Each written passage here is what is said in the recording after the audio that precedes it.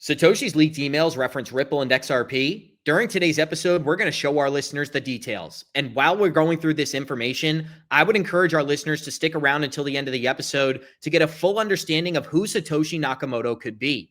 Back in 2009, Satoshi was communicating with independent developers, talking about the necessary implications of launching the Bitcoin network and some of the competitors that were out there, such as Ripple and eventually the XRP ledger.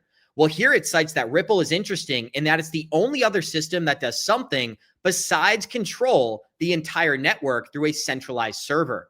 Could this be one of the reasons why the Bitcoin community is so critical of the XRPL? Well, during today's episode, we're going to highlight many of the facts that lead me to believe it was always built for the XRP ledger to succeed after the launch of Bitcoin. Hello and welcome back to another episode of Good Evening Crypto, your favorite crypto news related channel. If you guys enjoy this content, smash that like button and subscribe, as you're going to get an update every single day, 5:30 p.m. Eastern time. And we're going to dive right into this content for today's episode, highlighting the key differences between both Bitcoin and the XRP ledger. But I wanted to start off right here with the initial emails that were exchanged from Satoshi Nakamoto back in 2009, referencing both Ripple and XRP.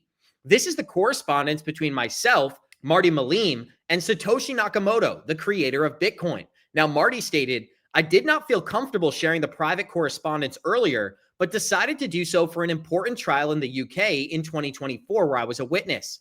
Also, a long time has passed now since the emails were sent. The archive is incomplete and contains only emails with my address. My university email address has changed in early 2011. I don't have backups to those emails. There are some passwords and street address mentioned in the emails. Those are not relevant for context." Now, we're going to get right into the details of this initial messaging here. But what I think it's important for our listeners to understand is there has always been a competitiveness between Ripple and the XRP ledger and what Bitcoin was created to be.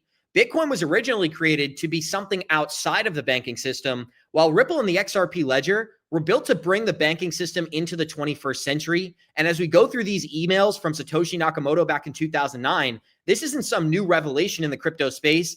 This has been a long time idea for years. Now, let's start right here with this message from Satoshi Nakamoto. He stated, "My choice for the number of coins and distribution schedule was an educated guess. It was a difficult choice, because once the network is going, it's locked in and we're stuck with it. I wanted to pick something that would make prices similar to existing currencies, but without knowing the future, that's very hard to do.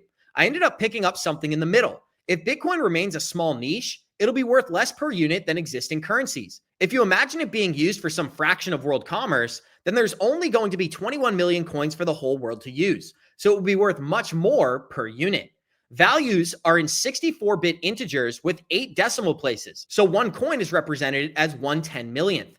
For example, if 0.001 is worth €1, then it might be easier to change where the decimal point is placed. So if you had 1 Bitcoin, it is now displayed as 1,000 and 0.001 is displayed as 1.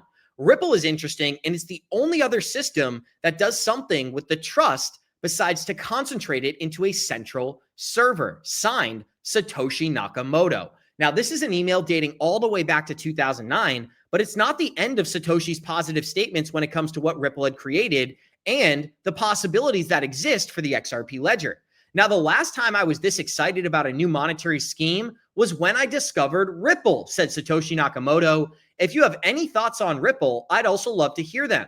Ripple is interesting in that it's the only other system that does something with trust besides concentrate that into a central server." And so what's so important about this narrative here is that David Schwartz has cited on several occasions, Ripple and the XRP ledger set out to create a better Bitcoin.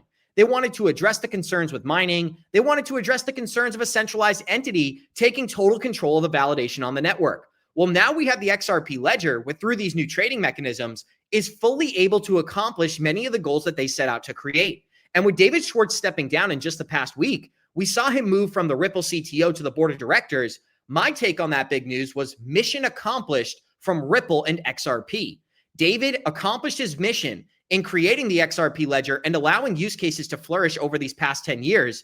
Now it's the time to sit back and watch these new use cases come to fruition. And with that being said, I think everybody should listen to this entire clip that was shared by David Schwartz before we dive into the possibility of David being Satoshi Nakamoto. Here's David comparing why they created Bitcoin versus why the XRP ledger was brought into fruition. Here it is.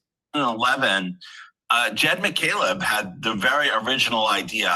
And at the time, because proof of work was like the biggest thing that Bitcoin does different, everybody just sort of assumed that proof of work was like the secret sauce that made Bitcoin amazing.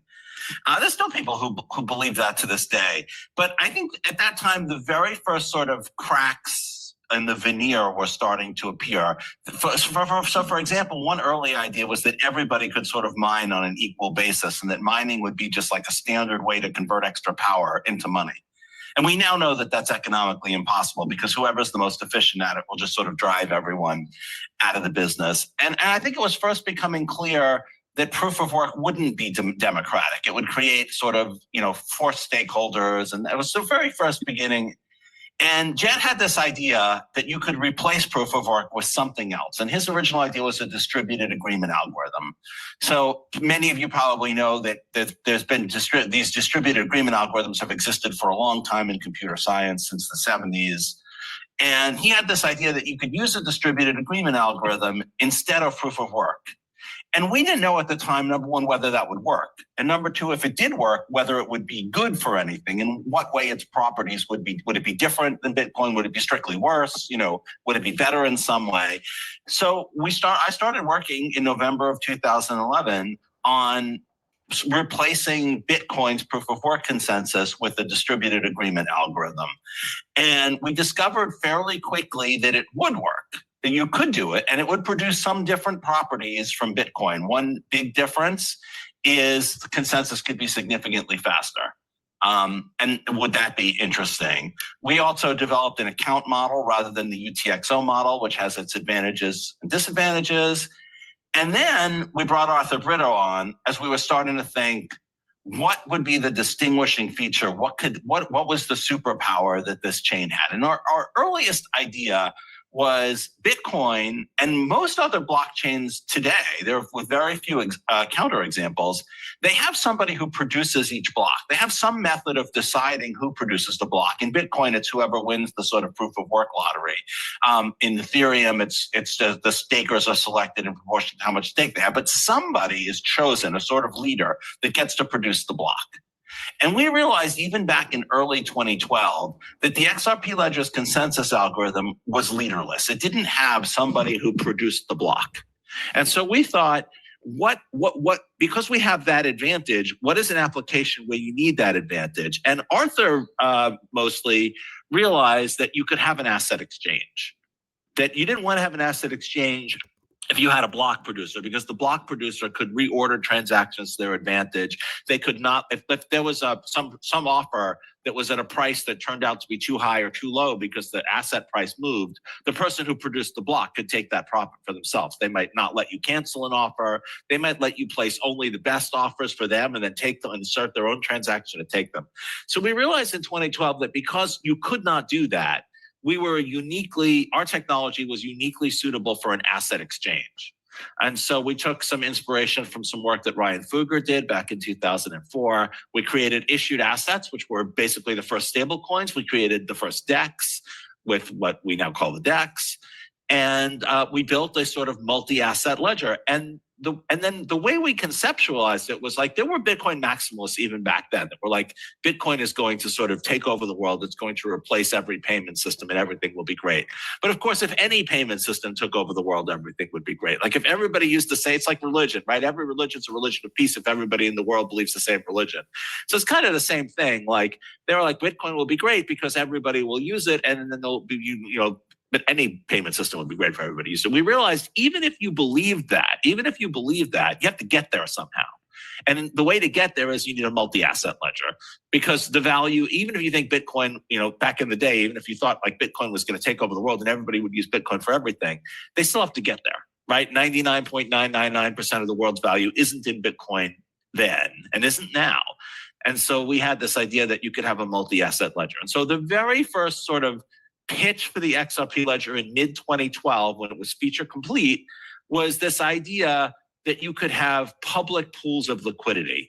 that anybody could contribute to and draw. So if you hold dollars and you want to pay somebody Bitcoin, or you hold XRP and you want to pay somebody ETH, you could sort of draw off other people who held one asset and wanted another. And so what we did in the XRP ledger is we built order books for people to say, hey, I have this asset, but I'd be willing to trade it for this asset. And then we built a payment engine with pathfinding and a multi-path execution engine, so people could say, hey, I owe Jeff $14. What is the most efficient way for me to make that payment? And then sometime in early to mid 2012, we had the XRP ledger feature complete with the same basic features around accounts, issued assets, XRP as a native asset, order books, DEX, that we have today. So what is David really getting at here with this analysis between the XRP ledger's creation and the inception of Bitcoin? Well, he stated that the people who created the XRP ledger identified many of the technological flaws that Bitcoin has built within the native protocol and worked to create solutions for those on the XRP ledger. And this may be one of the reasons why so many Bitcoin investors are critical of what the XRP ledger has created. But I'd love to ask you all a question. If you believe David Schwartz was involved in the creation of Bitcoin, smash that like button. And if you disagree, leave a comment underneath the video. But there was a brand new statement that was put out by David Schwartz after he stepped down as Ripple CTO earlier this week. And once again, he referenced the early stages of Bitcoin. Here's what was stated. As happens in one's life, I've been taking stock of my last 40 years, and it's been a wild ride, said David Schwartz. I've gone from consulting for the NSA to watching the early stages of Bitcoin. Then I met Arthur, Jed, and Chris and worked on coding the XRP ledger. Now I've spent more than 13 years at Ripple, and of course, his role at the company continues to evolve. Where there's another very public name in the crypto space, and that is John McAfee, who I believe passed away about 3 years ago.